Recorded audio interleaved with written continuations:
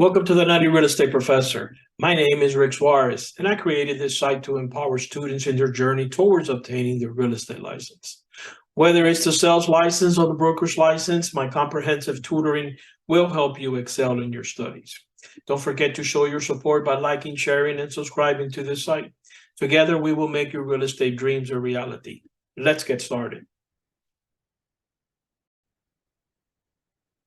All right, so today's lesson is going to be about gross income multiplier and gross rent multiplier.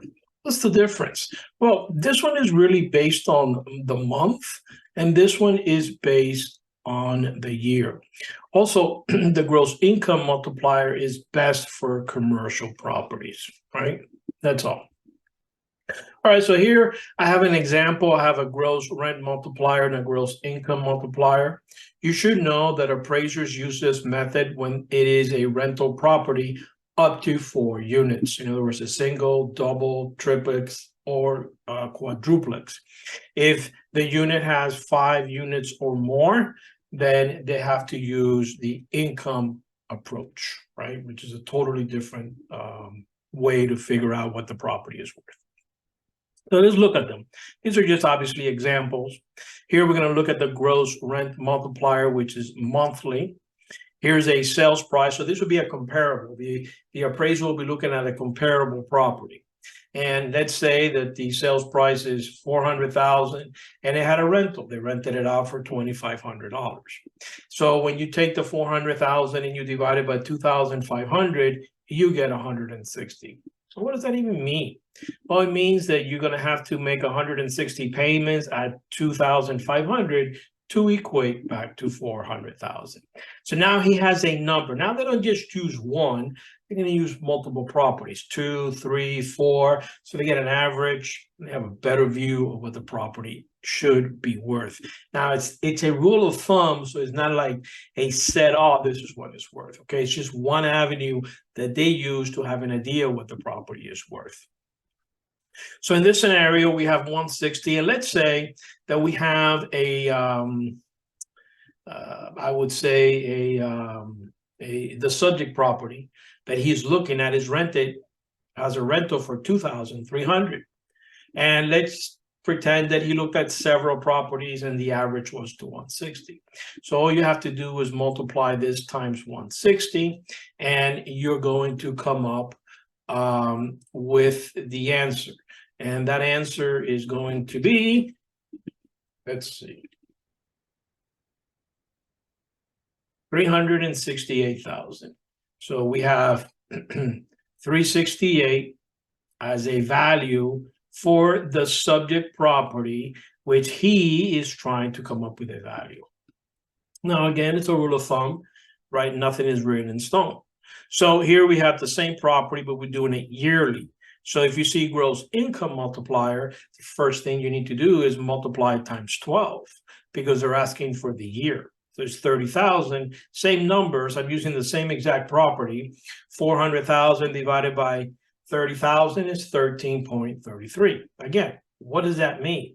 It means that it's going to take 13 years and a third to be able to come back and get all your investment of 400,000.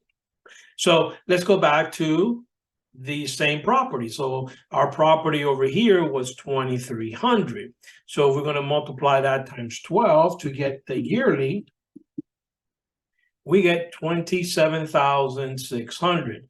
And then if we multiply this times 13.33, we get a value of 367,908.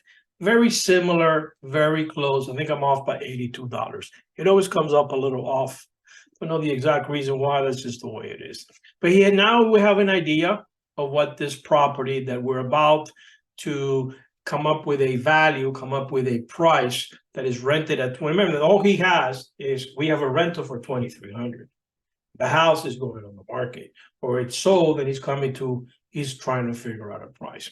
Now, as agents, this is something you could use as well. Again, the same reason they use it for, you could use it too, is a rule of thumb, meaning it's not the concrete evidence, oh, that's what it's worth. It's just an idea. All right, let me show you a math problem. This is what you could look like. You may be able to get. So the monthly rent of a residence that recently sold for $450 is $3,000. What is the gross rent multiplier? Well, $450 divided by 3,000, that equals 150. That's it. It ends. And this is the gross rent multiplier. Now you can use this number times the subject price, just like we did in the example, and you'll be able to come up with a price. Let me show it to you clean so you can see it better. And there it is. You have the 450 divided by 3,000 is 150. That's a gross rent multiplier. All right, so the next property we're going to look at sold for $975, and they're already given us the GIM. But the question is, how much should it produce? So nothing to freak out about. It's just the same thing. Anytime you have a missing component, you divide. So 975 divided by 9, it should produce 108,333 annually, right? Just a little bit backwards. In other words, they would have given us, they could have probably given us like this. They probably could have given you, this property produces 9,027 per month is the rent, right? So, oh my God, and they say, well, what's the GIM? Well, you get 9,027, you have to multiply that times 12. That's going to be 108,333. And then you divide 975 divided by 108,333, and you get the 9. So instead of going all that, they gave you the 9 and they ask you, what is this number? Anytime you have a missing component, simply divide and you'll figure out what's missing. Let me show it to you clean. There it is right there. 975,000 divided by 9 is 108,300,000. And that is a yearly because that's the GIM. All right, in this math problem, we have a duplex that is being listed by the seller for $493. And the combined annual rent for this for both units is $38,800. To determine the value of the duplex using the gross income multiplier method, we will consider recent sales in the area. So all these are in the area. And what we need to do is divide to come up with what? The GIM. And then once we get the GIM, then we're going to have to come up with an average. So when you divide 487 into 36,400, you're going to get 13.38. Here you're going to get 1198 and then 14.41. When you add the 3, you're going to end up with 39.77. And now we have an idea of what we're looking at. So then we have to divide by 3 because we need an average. So the average is 1326. So now what do we have left to do is to get our 38.8 because this is what our subject property makes yearly.